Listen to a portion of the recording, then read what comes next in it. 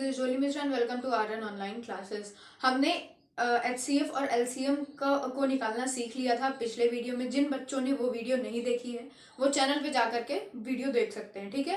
अब हम बात करेंगे HCF और LCM निकालने की दूसरी विधि की, ठीक है। मतलब जो HCF और LCM के क्वेश्चन आते हैं आपके क्वेश्चन पेपर में, बोर्ड के पेपर में, वो दो प्रकार से आते हैं, ठीक है। तो एक हमने समझा दिया है, दूसरा आज हम समझाएंगे। तो ये वीडियो बहुत ही ज्यादा यूजफुल होने वाली है आपके बोर्ड के पेपर के लिए। तो पूरी वीडियो देखिएगा, अंत तक देखिएगा, क्योंकि जितने भी मैंने आपको समझाए हैं, जो पिछली वीडियो में समझाया, इस वीडियो में जो समझाएंगे बहुत ही ज्यादा इंपॉर्टेंट होने वाला है। क्यों? क्योंकि आप पीछे सूत्र भी देख रहे होंगे। HCF और LCM से इसी प्रकार के क्वेश्चन बार बार एग्जाम में पूछे जाते हैं। तो हमें इस तरीके की इस तरीके के क्वेश्चनों का नॉलेज होना बहुत जरूरी है कि इस तरीके के क्वेश्चन जब आपको दिए जाएंगे तो आपको कौन सा सूत्र लगाना है, कैसे हल करना है, क्या करना है ना। ये सारी चीजें आपको पता होनी चाहिए। तो वीडियो पूरी देखिएगा, अंत तक देखिएगा, लाइक कर दिया करिए, ठीक है। लाइक करने से मोटिवेशन बहुत मिलता है। और कमेंट कर दिया करिए, जैसे जो भी आपकी प्रॉब्लम हो कि ये क्वेश्चन नहीं आ रहा, वो क्वेश्चन नहीं आ रहा है, आप कमेंट में टाइप कर दो, हम उसका आंसर आपको अगले वीडियो में दे दिया करेंगे। तो कमेंट जरूर किया करो और चैनल को सब्सक्राइब कर देना, ठीक है। तो अब हम वीडियो को स्टार्ट करते हैं, ठीक। डाउट नट बच्चों, आप किसी भी सवाल में अटक गए हो या आपसे सॉल्व नहीं हो पा रहा है तो बस आपको क्वेश्चन का फोटो लेना है, क्वेश्चन को क्रॉप करना है और 5 सेकंड के अंदर अंदर आपको उसका वीडियो सोल्यूशन मिल जाएगा।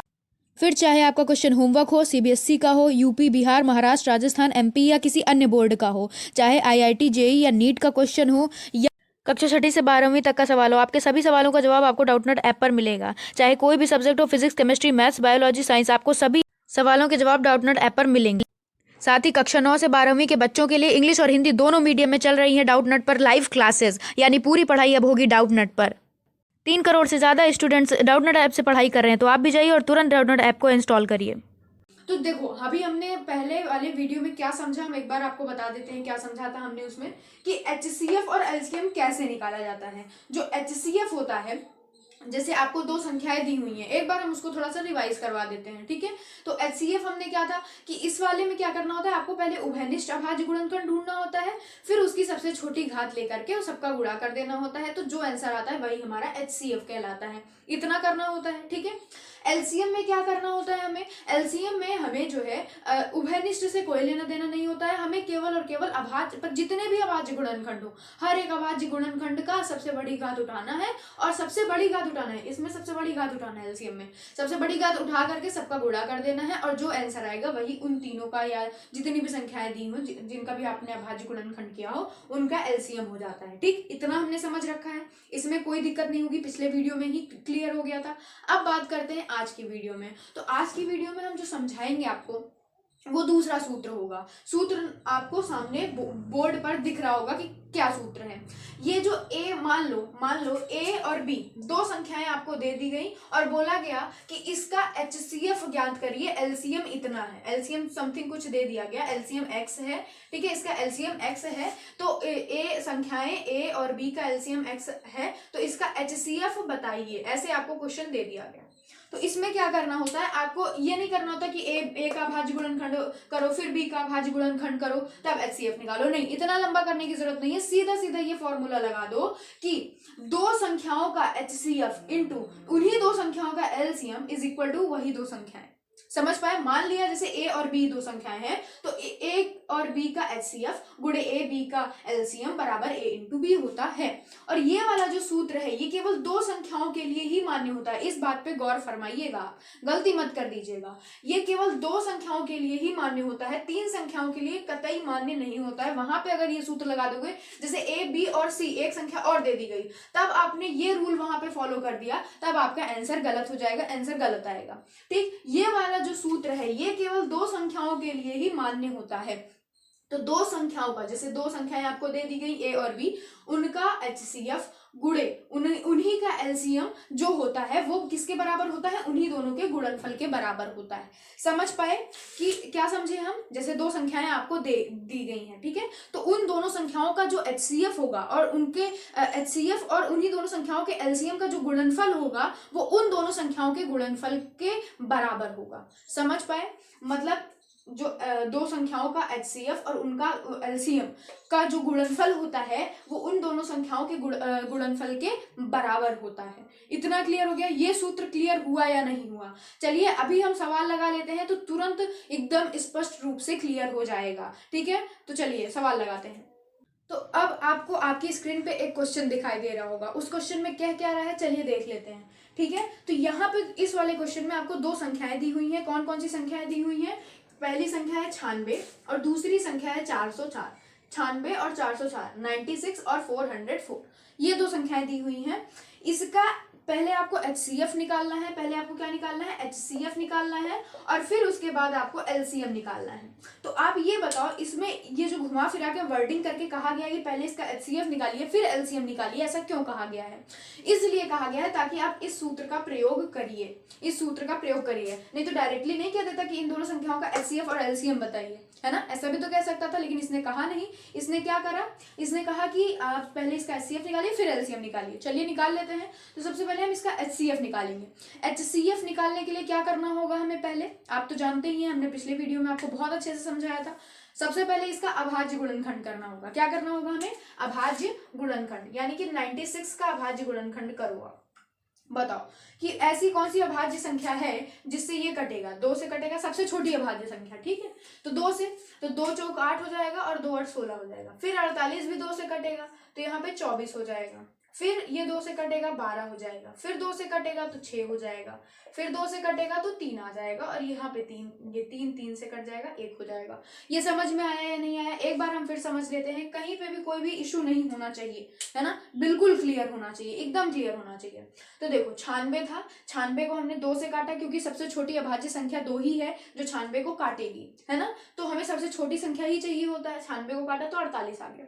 ठीक, भाग तो दे ही लोगे आप। फिर 48 को भी सबसे छोटी अभाज्य संख्या कौन होगी? 2 ही होगी। फिर 24 आया, फिर 24 की भी 2 ही होगी सबसे छोटी अभाज्य संख्या। 12 की भी 2 होगी, 6 की भी 2 होगी, और फिर 3 आ गया। अब बताओ 3 की सबसे छोटी अभाज्य संख्या कौन होगी? 3 की सबसे छोटी अभाज्य, तो 3 की सबसे छोटी अभाज्य संख्या कौन होगी? 3 की सबसे छोटी अभाज्य संख्या कौन होगी जो 3 को काटेगी? 3 होगी। 2 तो काटेगी नहीं 3 को, तो 1 हो गया। अब बताओ, अब हमने क्या करना होगा? दोनों को अलग अलग लिखना होगा। 96 और 404 दोनों को अलग अलग लिख लिया हमने। 96 की वैल्यू पता चल गई, 1 2 3 4 5, तो 2 की घात 5 हो जाएगा और गुणे 3 की पावर 1 हो जाएगा। कितना हो जाएगा? 3 की पावर 1, क्योंकि 3 एक बार आया है। अब हम 404 का निकाल लेते हैं। क्या कर लेते हैं? 404 का अभाज्य गुणनखंड कर लेते हैं। तो 404 आपको डायरेक्टली दिख रहा है कि 404 किससे जाएगा? 404 2 से जाएगा, है ना? सबसे छोटी अभाज्य संख्या 2 ही होगी, तो 202 आ जाएगा। फिर ये 2 से जाएगा तो 101 आ जाएगा। अब बताओ कि क्या कोई 101 को काट सकता है? कोई भी संख्या हो, चाहे अभाज्य हो चाहे भाज्य हो, कोई भी ऐसी संख्या है जो 101 को काट सकता है? नहीं काट सकता। यानी कि 101 स्वयं को काटेगा। जब कोई किसी को ना काट पाए, मतलब कोई ऐसी संख्या आपको मिल जाए जिसका मतलब कोई और नहीं काट सकता, तो आप उसी से ही उसको काट दिया करो। जैसे 101 से ही हमने इसको काट दिया, तो यहाँ पे इसके अभाज्य गुणनखंड में 2 की पावर 2 हो जाएगी, है ना? 2 की पावर 2 हो जाएगी इंटू 101 हो जाएगा। 2 की घात 2, क्योंकि 2 2 बार आया है, और 101 हो गया। कोई प्रॉब्लम, कोई इशू इसमें? हमने 96 और 404 दोनों का अभाज्य गुणनखंड कर लिया। इतना क्लियर हो गया। अब हमें क्या निकालना है? सबसे पहले क्वेश्चन में क्या कह रहा है कि आपने HCF निकालना है, तो सबसे पहले हमें HCF निकालना होगा। तो हम HCF निकालने जा रहे हैं। क्या करने जा रहे हैं? हम HCF निकालने जा रहे हैं। चलिए, बहुत बढ़िया, बहुत अच्छी बात है। तो HCF निकालने के लिए मैंने क्या बताया है कि आपको पहले तो कॉमन ढूंढना पड़ेगा। आपको दिख रहा होगा कॉमन इसमें केवल 2 है ना? 2, और कोई कॉमन है नहीं। 3 दोनों में नहीं है, 101 भी दोनों में नहीं है। तो और सब कॉमन की सबसे छोटी घात आपको लेनी है। सबसे छोटी घात आपको 2 की पावर 2 दिख रही होगी, यानी कि 4, 2 दूना 4, यानी कि जो HCF हो जाएगा वो कितना हो जाएगा? 4 हो जाएगा। 96 और 404 का जो HCF हो जाएगा वो 4 हो जाएगा। ठीक, अब देखो, अब हम ये वाला सूत्र लगाएंगे। अब हमें LCM चाहिए ना, तो LCM बराबर क्या हो जाएगा? LCM is equal to A into B. A into B का मतलब 96 गुणे 404। A इंटू बी मतलब क्या? उन्हीं दोनों संख्याओं का गुणनफल जिनका हम LCM निकाल रहे हैं, तो यही इन्हीं दोनों का LCM निकाल रहा है हमने, तो इन्हीं दोनों का गुणनफल कर दिया। और बटा ये गुणे में है तो इधर जाएगा तो भाग में आ जाएगा, तो HCF भाग में आया, यानी कि 4 हो गया। समझ पाए इतना? अब हम 4 से काट दें इसको, कोई प्रॉब्लम होगी, ये एलसीएम की वैल्यू आ जाएगी। तो 4 एकम 4 और 4 0 में 0, 4 एकम 4, तो मतलब कितना हो गया 96 गुणे 101, 96 गुणे 101, 96 गुणे 101 आपका एलसीएम आ जाएगा। तो क्या हम 101 का गुणा 96 में कर सकते हैं? 6 एकम 6, 6 0 में 0, 6 एकम 6, 9 एकम 9, 9 0 में 0, 9 एकम 9, तो 6 9 6 9, 96 96, 9696, 9696, ये जो हो जाएगा हमारा एलसीएम हो जाएगा 96 और 404 का। 96 और 404 का एलसीएम क्या हो जाएगा? 96 96, और एचसीएफ क्या हो जाएगा? 4 हो जाएगा। तो सबसे पहले क्वेश्चन में क्या कहा था आपसे कि पहले आपको एचसीएफ निकालना है, उसके बाद आपको एलसीएम निकालना है। तो पहले हमने एचसीएफ कैसे निकाला? पहले तो इनका भाज्य गुणनखंड कर लिया हमने 96 और 404 का, ठीक है, 96 और 404 का। उसके बाद हमने एचसीएफ निकाल लिया, फिर एचसीएफ निकालने के बाद एलसीएम हमने इस सूत्र से निकाल लिया, इस तरीके से कुछ इस प्रकार से हमने एलसीएम निकाल लिया। तो बस हमें यही करना था, है ना। हमने क्या किया? LCM is equal to A into B बटा एचसीएफ हो जाएगा। हमने वही सूत्र रखा, तो हमें एचसीएफ भी मिल गया, एलसीएम भी मिल गया। तो क्वेश्चन में जो पूछा जा रहा था वो हमने कर दिया, यानी कि क्वेश्चन आ गया समझ में। अब मुझे ऐसा पूरा संभावना है कि आपको ये वाला सूत्र भी क्लियर हो गया होगा। इस सूत्र पे अगर आपसे कोई भी क्वेश्चन पूछा जाएगा तो आप बता लोगे, आपको कोई भी इशू नहीं होगा, कोई भी प्रॉब्लम नहीं होगी, है ना। तो कर लोगे, कोई दिक्कत नहीं होगी, ठीक है। तो अब बढ़ते हैं हम अपने एक और क्वेश्चन कर लेते हैं, एक नेक्स्ट क्वेश्चन कर लेते हैं, ठीक है, ताकि एकदम दिमाग में फिक्स हो जाए। तो अब हम देखेंगे क्वेश्चन, आपकी स्क्रीन पे दिखा रहा होगा। उस क्वेश्चन में कह रहा है कि HCF 306 और 657 जो दिया है वो 9 दिया हुआ है, एलसीएम 306 और 657 हमें चाहिए। आपको HCF पता है, क्या पता है आपको? HCF पता है, HCF आपको पता है, आपको एलसीएम चाहिए, एलसीएम आपको फाइंड करना है। सूत्र आप बिल्कुल आराम से जानते हो, है ना। यहाँ पे आपको अभाज्य गुणनखंड नहीं करना है, आप ये मत करना कि अभाज्य गुणनखंड करने बैठ जाना, क्योंकि अभाज्य गुणनखंड की तब हमें आवश्यकता होती है जब ना तो एचसीएफ पता हो ना एलसीएम।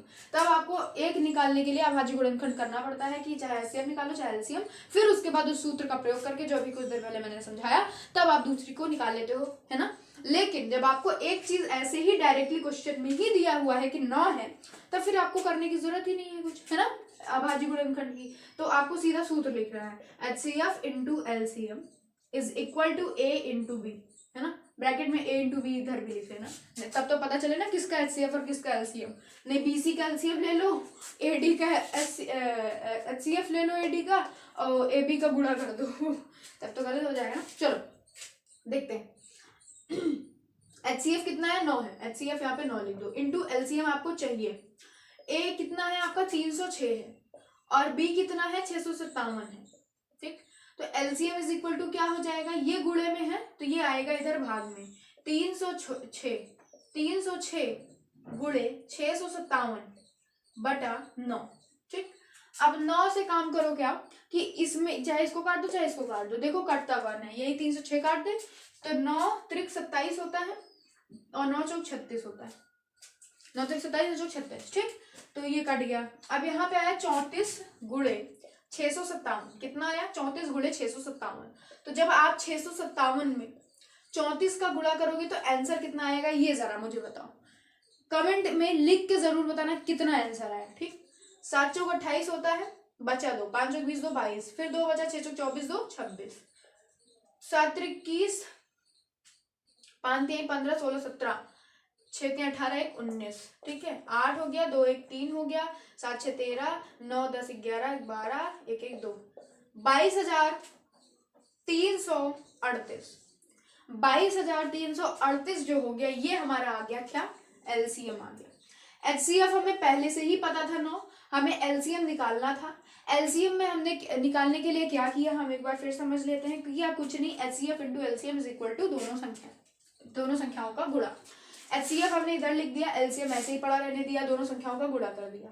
अब ये गुणे में है तो इधर जब आएगा तो भाग में आ गया, ठीक है, इधर जब आया तो भाग में आ गया, भाग में हमने कर दिया, ठीक। फिर उसके बाद इस 9 से 306 को काट दिया तो 34 आया, तो 34 गुणे 657 बचा, है ना। तो जब 34 का 657 में गुणा किया तो 22,338 आया। कितना आया? 22,338 आया, जो कि हमारा क्या हो गया? एलसीएम हो गया, जो कि हमें फाइंड करना था इस क्वेश्चन में। इस क्वेश्चन में हमें क्या फाइंड करना था? एलसीएम चाहिए था हमें। किसका एलसीएम चाहिए था जरा बताना तो भाई। देखो हमें चाहिए था 306 और 657 पर, क्योंकि HCF उसका हमें पता था, हमें LCM चाहिए था, तो हमने LCM भी निकाल लिया। तो आई होप आपको समझ में आ गई होगी ये सवाल, जर्रा समझ में आ गया होगा, एक भी चीज आपको मिस नहीं हुई होगी। तो मुझे ऐसा लगता है आज की वीडियो में जो भी मैंने समझाया और पिछली वीडियो में जो मैंने समझाया उसको मिला करके आपका HCF और LCM बिल्कुल क्लियर हो गया होगा। अब आपके बोर्ड एग्जाम में जितने भी क्वेश्चन पूछे जाएंगे HCF और LCM से रिलेटेड आप कर लोगे और पूरा का पूरा नंबर पाओगे, है ना। आपने अगर एक बार में आपको ना समझ में आया, डबल बार वीडियो देखो, ट्रिपल बार देखो, क्योंकि ये बहुत ही ज्यादा इंपॉर्टेंट वीडियो है ना, आपके बोर्ड के एग्जाम के लिए जो बहुत ही ज्यादा करीब आ चुके हैं। ठीक है, तो आप अच्छे से दोनों वीडियो देख लो और नोट्स बना लो, बढ़िया सा पढ़ लो, है ना। एक बार मतलब स्लिप ना करे दिमाग से, नहीं तो पता चला क्वेश्चन आ जाए और आपके दिमाग से सूत्र ही उड़ गया, तब दिक्कत हो जाएगी। ठीक है, वीडियो पसंद आया तो लाइक जरूर करिएगा मोटिवेशन के लिए। ठीक है, चैनल को सब्सक्राइब आप कर दीजिएगा, आगे की जो भी वीडियोस होंगी बहुत इंपॉर्टेंट होंगी, उनको आप उनका नोटिफिकेशन पाने के लिए जरूर आप जो है सब्सक्राइब कर दीजिएगा। तीसरी चीज, कमेंट जरूर करा करिए, जो भी प्रॉब्लम हो, जो भी दिक्कत हो, आप कमेंट करके हमें बता सकते हैं। तो मिलते हैं नेक्स्ट वीडियो में, तब तक के लिए बाय।